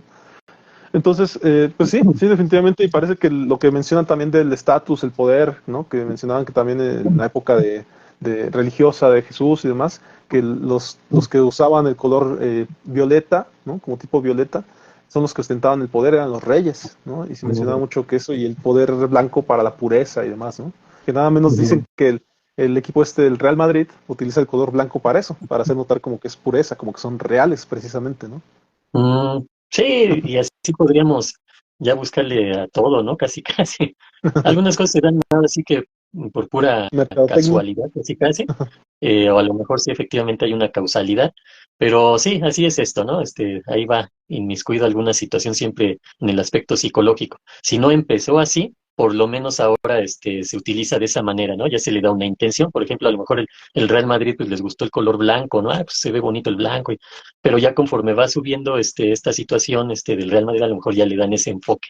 Pero ve bien interesante. Muy bien, colega, mira, yo ahorita no sé si quieras complementar algo más al respecto. Ahorita yo de mi parte a lo mejor empezaría a irme hacia las emociones básicas, una por una, y las que yo manejo, obviamente, porque si No, no, dale, ¿sí? colega. Ajá. Bueno, Sí, mira, vamos a adelante. empezar con esto. Las 6 emociones básicas son la alegría, la tristeza, la ira, el miedo, la aversión o repulsión y la sorpresa. Son las que yo manejo como emociones básicas. Y de acuerdo a lo que yo manejo o a estos postulados de las 6 emociones básicas, nos mencionan 3 características principales.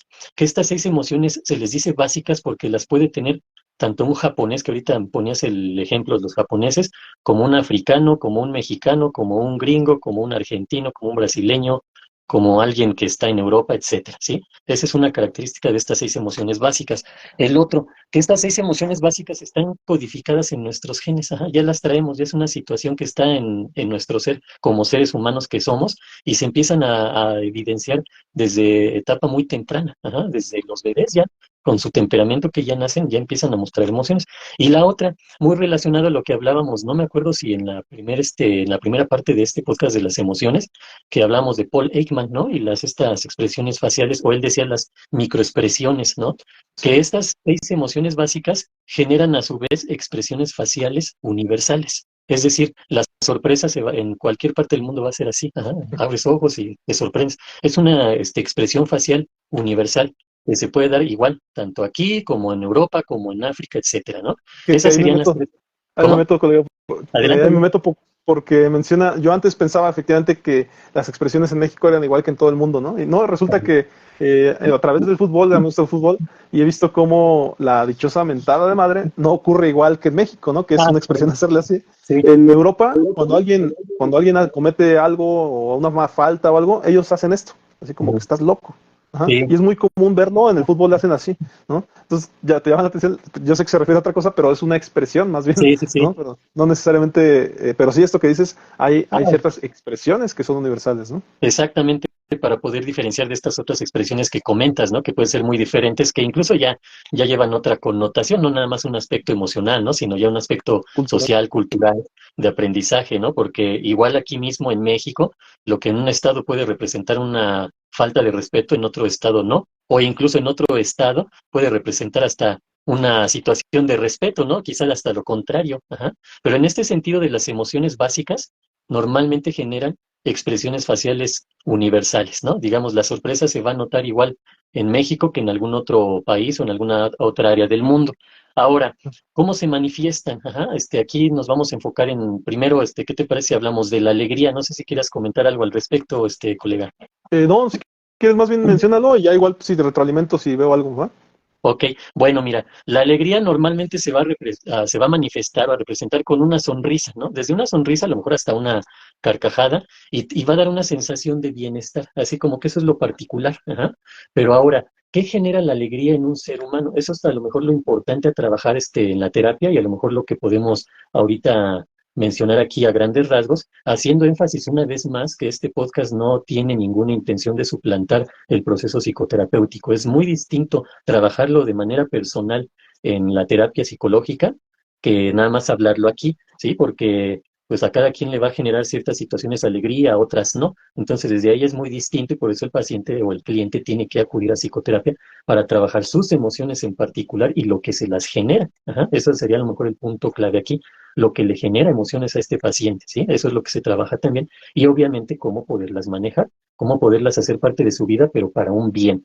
Bueno, entonces, la alegría favorece la recepción y la interpretación positiva de diversos estímulos ambientales, ¿sí? Es decir, estamos más receptivos, eso es importantísimo, ¿no? Con la emoción de la alegría, por eso es tan importante poderla fomentar o promover, porque a su vez también promueve sensaciones de competencia, ¿sí? De querer ser más capaz, de querer desarrollar tu potencial, ¿sí? E incluso ya yéndonos a un grado un poquito más extremo, la gente muy motivada normalmente tiene esa base, ¿no? De la alegría.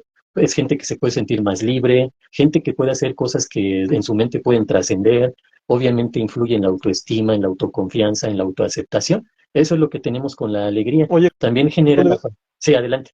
ajá, te iba a comentar que hemos tratado de hablar también de lo que puede generar ya en un extremo cierta emoción y que el hecho de la alegría, a mí me ha tocado ver personas muchas veces cuando viven en la alegría tanto tiempo, en el positivismo, de repente también hay que hacerles notar que tal vez por vivir tanto en la alegría no se permiten observar otras emociones, ¿no? Sí, Que es el caso efectivamente de personas muy positivas que consideran que ellos nunca tienen un malestar o que están nadie les hace de la daño, realidad. ¿sí? Por estar siempre felices o contentos, ¿no? Ándale, ese punto, el de feliz, porque la felicidad no es una emoción básica, sino ya es un estado anímico perdurable, ¿no? Entonces, una persona que cree, aquí esa es la gran diferencia, ¿no? La alegría, como cualquier otra emoción, si se mantiene mucho tiempo, te va a generar, acordémonos de ahorita la definición de las emociones que tienen que ver con las reacciones fisiológicas. Entonces, si yo estoy alegre todo el tiempo, está comprobado que incluso me puede dar hasta un paro cardíaco, ¿no? Una persona que está alegre así por días, pues genera unas reacciones fisiológicas tan fuertes y tan intensas que podría ocasionarle daño a su salud, ¿no? O incluso hasta generar ahí reacciones muy severas. Obviamente, no nos sucede esto porque tenemos un regulador interno, ajá. Entonces, las emociones no hay que espantarnos. O sea que si estoy alegre todo un día, ¿me va a dar un paro cardíaco? No, para nada. En primer lugar, no voy a estar alegre todo el día. Va a ser una emoción que desata otro tipo de sensaciones y nos lleva a un estado, a lo mejor de felicidad, que puede ser un día, 2 días, 10 días, ¿no?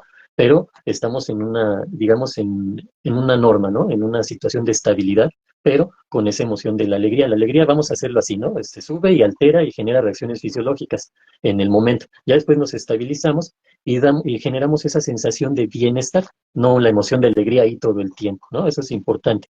Ahora, lo que decías con respecto a la alegría en este sentido, si la llevamos al extremo, nos lleva a la euforia.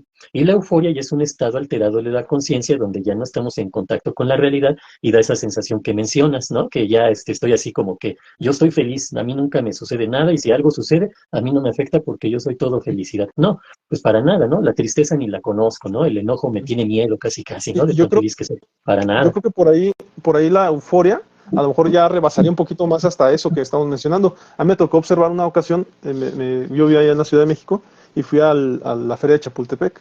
Y en Ujú, este juego que te da vueltas, un juego que te da así vueltas, que van, muchas personas se agrupan en una, como una casita, un pedacito así, y luego esta da vueltas. ujú. Entonces, yo recuerdo que cuando estábamos en la parte de arriba, todos estábamos como gritando, pero pues lógicamente era un grito como de pues, compartir el grito, ¿no? De Ujú. socializar, ¿no? Estábamos gritando Sí, sí, sí. por quedar bien y demás, y Y por porque íbamos con nuestros liberarte, ¿no? amigos, por liberarte, Ujú. ¿no? El, ¡guau! Sí. Pero de repente, yo recuerdo que un amigo que estaba al lado mío me dijo, cállate, cállate, que esa señora se puso mal. Y ya, entonces yo dejé de gritar, ¿no? Me acuerdo mucho que yo estaba, y ya me quedé callado, volteé a ver a mi amigo y le dije, ¿cuál? Me dije, esa señora que está allá se puso mal. Y entonces la señora estaba gritando exageradamente, ¿no? Pararon el juego, bajaron. Yo lo único que vi, me salí de ahí y la señora se estaba hasta poniendo roja de la cara, ¿no? Porque Ujú. llegó al estado de euforia. La euforia es el exageramiento, Sí, sí, sí. ¿no? Ujú. Y entonces esas son las consecuencias verdaderas de una euforia, ¿no? O sea, el hecho de que ya hasta el cuerpo empieza a verse rojo de acá, ¿no? Entonces, pues nada más es estar atentos. Parece que los extremos siempre son malos, ¿no? Sí, siempre nos van a llevar a situaciones de problemas, ¿no? Situaciones incluso negativas. Sí, efectivamente, pero sin embargo la euforia tiene su base en la emoción de la alegría, ¿no? Y a lo mejor allá podemos meter el aspecto fisiológico de desatar la adrenalina y todo esto, ¿no? Pero pues ya se pierde uno y como dices, esta persona pues ya casi casi parecía que iba a explotar, ¿no? De Sí, tanta contención ahí que ya tenía, ¿no? Porque pues ni siquiera lo estaba ya, a lo mejor hasta sacando todo lo que ya estaba generando. A lo mejor vamos a poner un ejemplo de los dibujos animados, ¿no? Donde el héroe está acumulando energía, ¿no? Cosas por el estilo, así se me figuró esta persona, ¿no? sí, Pero sí. bueno, regresando esto de las emociones, en este caso la alegría, sí es importante tener en cuenta esto, ¿no? Cuando uno habla sobre fomentar la alegría, no es como para, vas a fomentar la alegría y así te vas a quedar todo el tiempo, ¿no? Lo ideal es la estabilidad emocional y la estabilidad emocional no tiene que ver con que yo esté alegre todo el tiempo, mucho menos con que esté triste, enojado, con miedo, etcétera, ¿no? Que igual y a lo mejor esta persona está viviendo dos emociones, el ejemplo que pones, ¿no? Tanto alegría como miedo al mismo tiempo y por eso ya estaba en ese extremo ahí. Ahora, la alegría, algo que nos ayuda a fomentar junto con situaciones de pensamiento, es la empatía. Ajá. La empatía precisamente es esa capacidad que tenemos, ya la mencionábamos también, de poder ser conscientes de los sentimientos y de los pensamientos o de las necesidades o del estado anímico de otra persona. Sí, es poder entender a la otra persona. La alegría como emoción básica fomenta la empatía. No es lo único, ¿no? Hay otros factores, pero a su vez esto, ¿en qué nos ayuda? En las relaciones interpersonales, ¿sí? Socialmente hablando, nos ayuda muchísimo. Siempre va a ser mucho más fácil relacionarme con alguien con quien genero empatía, con quien veo una sensación de bienestar que con alguien que no, ¿sí? Entonces, en el aspecto social, la alegría es fundamental en este sentido.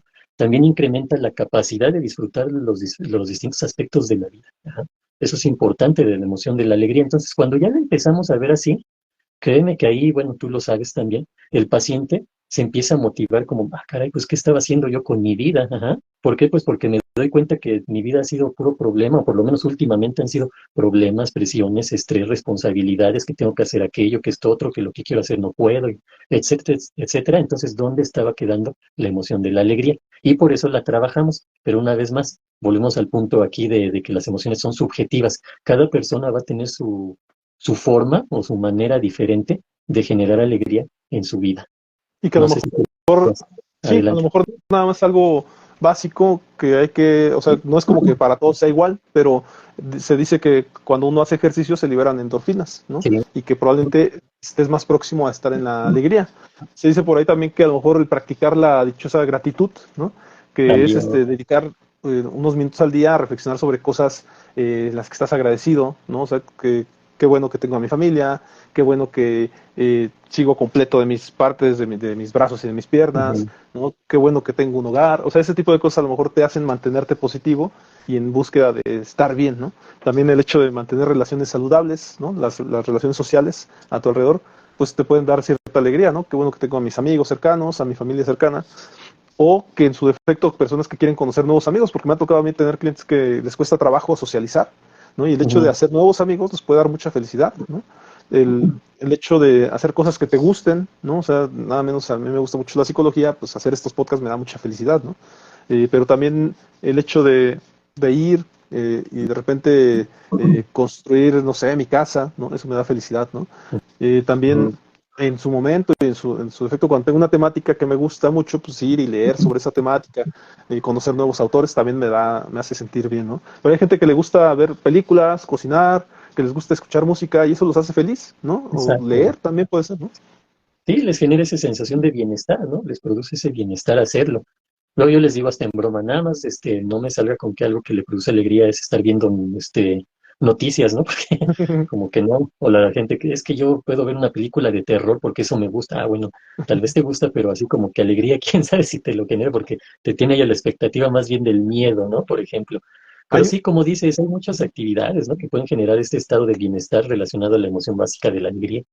hay una que es muy común, colega, que es la parte filantrópica, la de Ujú. ayudar a los demás, Sí. ¿no? En donde se genera cierta alegría y satisfacción personal, ¿no? Yo alguna vez conocí una persona que efectivamente le pregunté, ¿qué te da alegría? ¿No? Y me dice, no, pues Ujú. ayudar a los demás. Y le dije, bueno, pues eso te da alegría, pero algo personal que a ti te da alegría. Y no encontraba ninguna, o sea, para él todo era la parte filantrópica. Entonces yo argumenté en su momento como que él tenía que encontrar algo que a él le diera alegría, porque dar alegría a los demás o ayudar a los demás no necesariamente le estaba beneficiando a él. No, exacto, ¿no? Ya, ya prácticamente un altruista, ¿no? Sí, o en Eh, su defecto, yo diría que a lo mejor hasta una cierta dependencia de que otros, de ser admirado por otros o por lo que hago por otros, ¿no? Y al final de cuentas ahí sí, está como que el beneficio, el que otros te digan, ah, qué buen chico eres, ¿no? Algo así.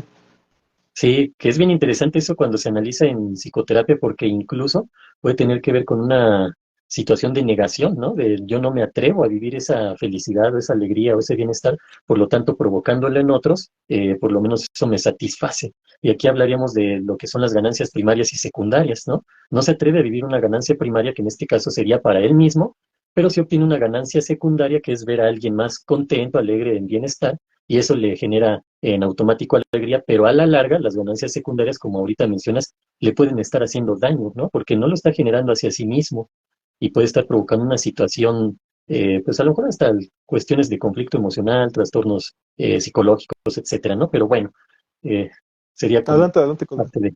Muy bien. Bueno, ¿qué más nos genera la alegría? Nos ayuda en los, o favorece los procesos cognitivos y de aprendizaje. Ajá.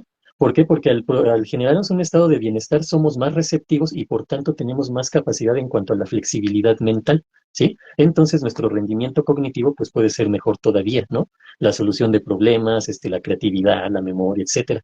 Todo esto genera cuando uno sabe manejar la emoción de la alegría. ¿A qué voy con esto? Por ejemplo, un niño, ¿no? Que va a la primaria, va a la escuela, con una sensación de malestar, difícilmente va a tener la capacidad de aprendizaje que tenga otro niño que va con alegría a la escuela. Ajá. Este otro niño pues va a estar más receptivo, más apto para aprender, va a tener más disposición, etcétera, ¿no? Aparte, la alegría va acompañada de energía, ajá, nos genera energía, y esa energía en automático nos puede llevar pues a ponernos en acción, ¿no? A querer hacer cosas, a implementar, etcétera, ¿no? Entonces ahí tenemos lo que es la alegría, y algo bien importante, la alegría es contagiosa, ajá.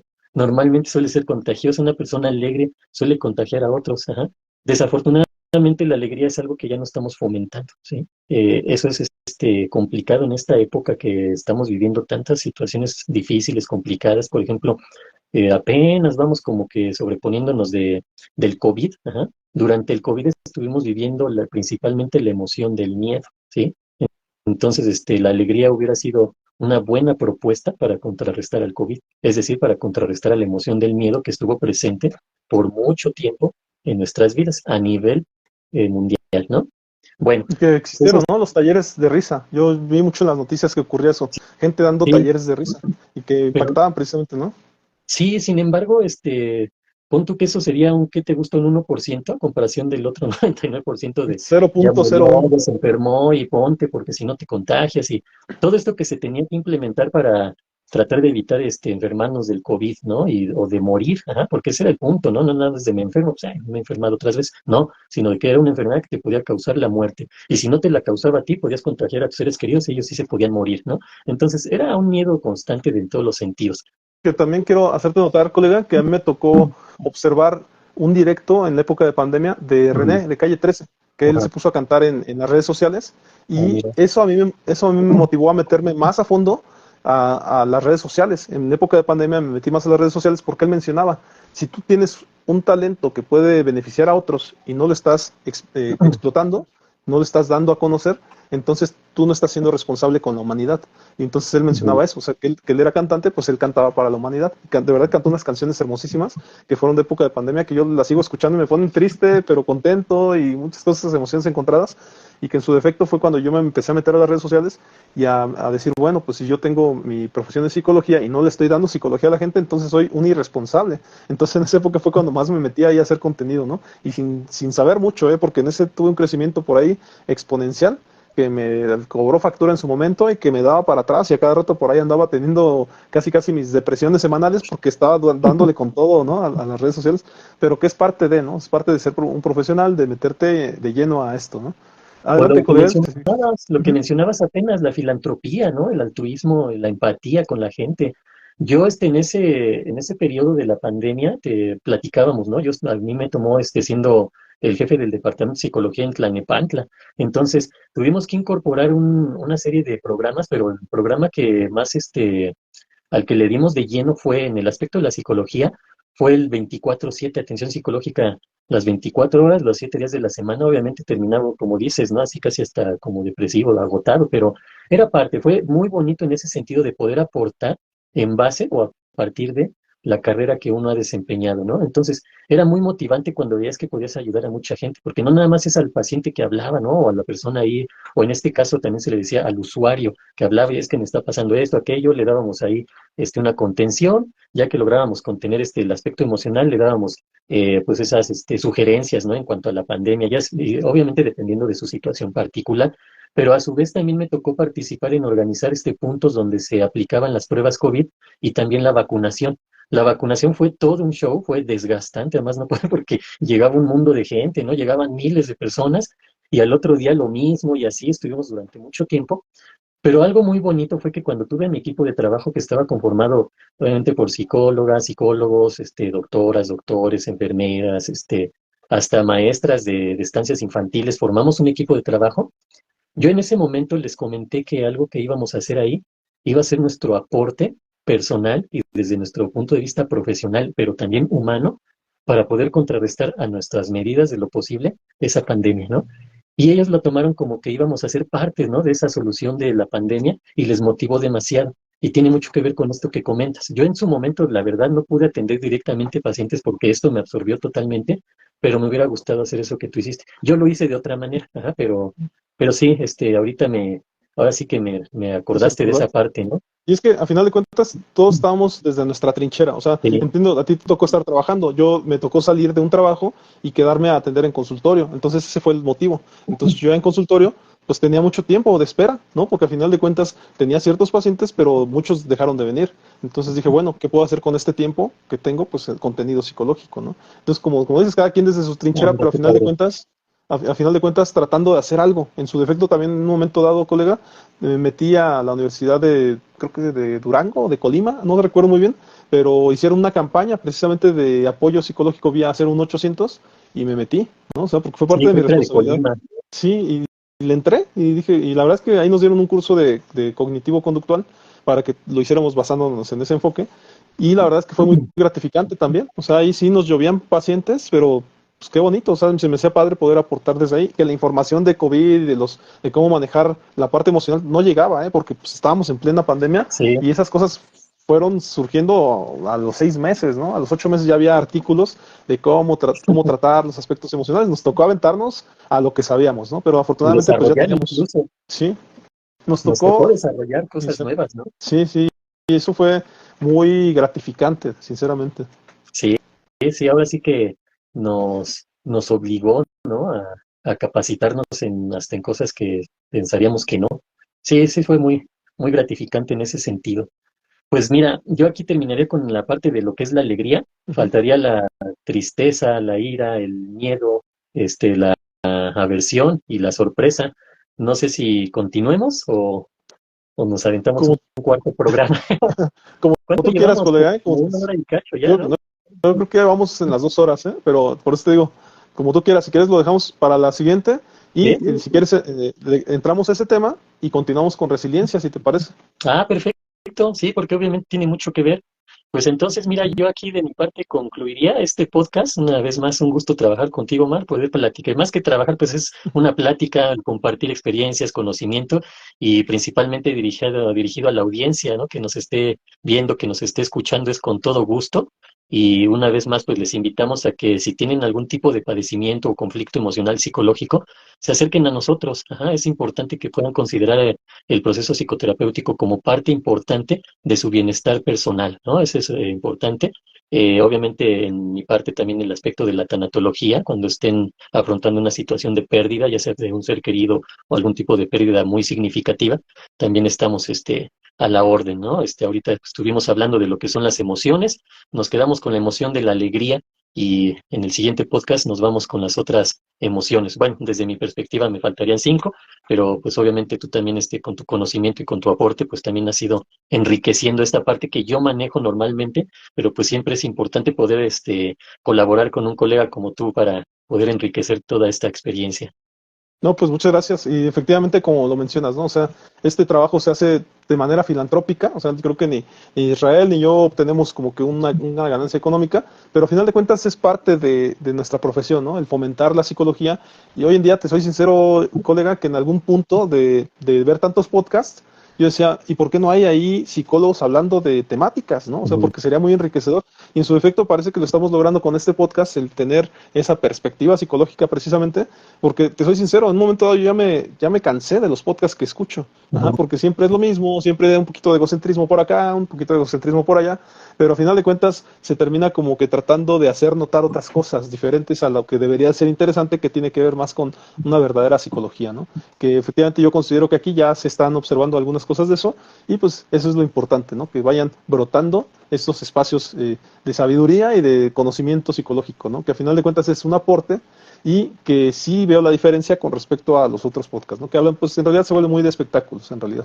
Pues bien, Sí, la verdad que sí. O muy técnico, ¿no? También, ¿no? Con conceptos hasta muy rimbombantes, ¿no? Casi, casi hasta palabras ahí o conceptos que son muy científicos, pero también he visto o he notado esto, colega, bien importante, que esta plática contigo nos permite acercarnos más a la gente con situaciones más prácticas, incluso hablando de ejemplos, de experiencias personales, etcétera, que normalmente es lo que suele apoyar a la gente que a lo mejor pueda ver este podcast, ajá, que pueda entender las situaciones de una manera más básica, más sencilla y no con tanta situación como viene en un libro, por ejemplo, tú mencionabas esta parte, ¿no? Nosotros ya nos tocó ese trabajo de la lectura, de entender, de razonar, de reflexionar sobre todo lo que viene en los libros, las teorías y todo, para poder aterrizarlo en este sentido a la gente con la que trabajamos, ya sea en el consultorio o en otras áreas laborales, o incluso en este podcast acercarnos a la gente que nos está viendo. Y sí, algo que se me había pasado es pedirles, por favor, que si nos ven, pues nos puedan compartir, puedan platicar con alguien que pueda necesitar de esta información